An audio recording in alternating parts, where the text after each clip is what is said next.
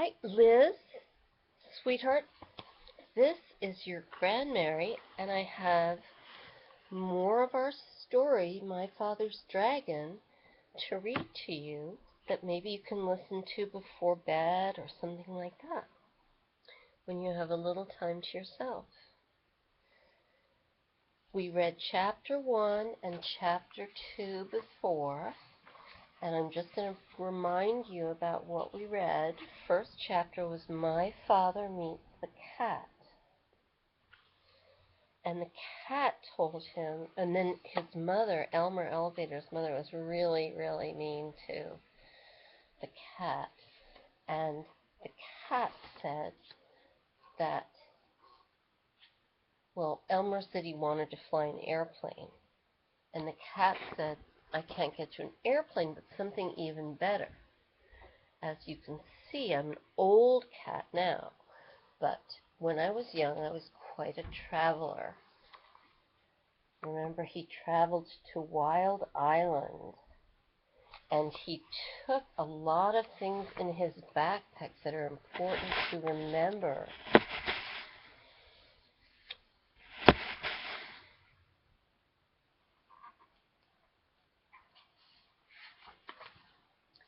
He took chewing gum, 2 dozen pink lollipops, a package of rubber bands, black rubber boots, a compass, a toothbrush, a tube of toothpaste, 6 magnifying glasses, a very sharp jackknife, a comb and a hairbrush, 7 hair ribbons of different colors, an empty grain bag with a label saying cranberry, some clean clothes, and enough food to last my father while he was on the ship. So that brings us up to chapter 3. My father finds the island. And here is a picture of the inside of the boat. And where do you think Elmer is? I can tell you he is in that bag that says cranberry. My father hid in the hold for 6 days and nights. Twice he was nearly caught when the ship stopped to take on more cargo, but at last he heard a sailor say that the next port would be Cranberry, and they would be unloading the wheat there.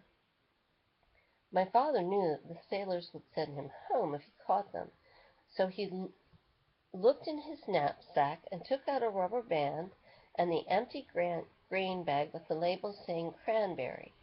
At the last moment my father got inside the bag, knapsack and all, folded the top of the bag inside, and put the rubber band around the top. He didn't look just exactly like the other bags, but it was the best he could do. You can see he looks a little lumpy in his bag. Soon the sailors came to unload. They lowered a big net into the hold and began moving the bags of wheat. Suddenly one sailor yelled, "Great Scott! This is the queerest bag of wheat I've ever seen. It's all lumpy-like, but the label says it's to go to Cranberry." The other sailors looked at the bag too, and my father, who was in the bag, of course, tried even harder to look like a bag of wheat.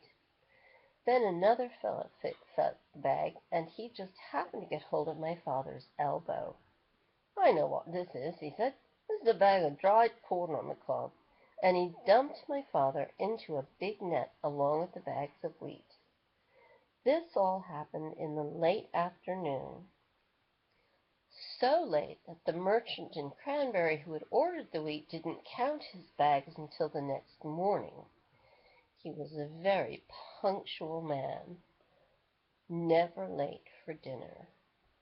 Punctual means he was always on time. The sailors told the captain, and the captain wrote down on a piece of paper that they had delivered 160 bags of wheat and 1 bag of dried corn on the cob. They left the piece of paper for the merchant and sailed away that evening. My father heard later that the merchant spent the whole next day counting and recounting the bags and feeling each one to find the bag of dried corn on the cob.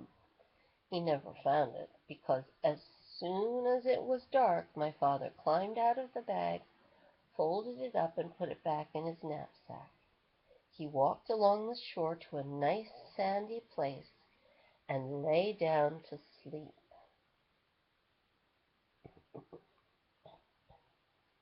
And here's a picture of his father sleeping under an orange tree or tangerine tree. My father was very hungry when he woke up the next morning. Just as he was looking to see if he had anything left to eat, something hit him on the head. It was a tangerine. He had been sleeping right under a tree full of big, fat tangerines. And then he remembered that this was the island of Tangerina. Tangerine trees grew wild everywhere. My father picked as many as he had room for, which was 31, and started off to find Wild Island. He walked and walked along the shore, looking for the rocks that joined the two islands. He walked all day, and once when he met a fisherman and asked him about Wild Island, the fisherman began to shake and couldn't talk for a long while. It scared him that much just thinking about it. Finally he said, "Many people have tried to explore Wild Island, but not one has come back alive. We think they were eaten by the wild animals." This didn't bother my father. He kept walking and slept on the beach again that night. It was beautifully clear the next day, and way down the shore my father could see a long line of rocks leading out into the ocean, and way, way out at the end he could see a tiny patch of green. He quickly ate 7 tangerines and started down the beach. It was almost dark when he came to the rocks, but there, way out in the ocean, was the patch of green. He sat down and rested a while, remembering that the cat had said, "If you can, go out to the island at night, because then the wild animals won't see you coming along the rocks, and you can hide when you get there." So my father picked 7 more tangerines, put on his black rubber boots, and waited for dark. It was a very black night, and my father could hardly see the rocks ahead of him. Sometimes they were quite high, and sometimes the waves almost covered them, and they were slippery and hard to walk on. Sometimes the rocks were far apart, and my father had to get a running start to leap from one onto the next. After a while he began to hear a rumbling noise. It grew louder and louder as he got nearer to the island. At last it seemed as if he was right on top of the noise, and he was. He had jumped from a rock onto the back of a small whale who was fast asleep and cuddled up between 2 rocks. The whale was snoring and making more noise than a steam shovel, so it never heard my father say, "Oh, I didn't know that was you." And it never knew my father had jumped on its back by mistake. For 7 hours my father climbed and slipped and leapt from rock to rock. But while it was still dark, he finally reached the very last rock and stepped off onto Wild Island. And here is a picture of Elmer Elevator stepping over the snoring whale. And that is the end of Chapter 3. And next time we will read Chapter 4. Good night, my little love.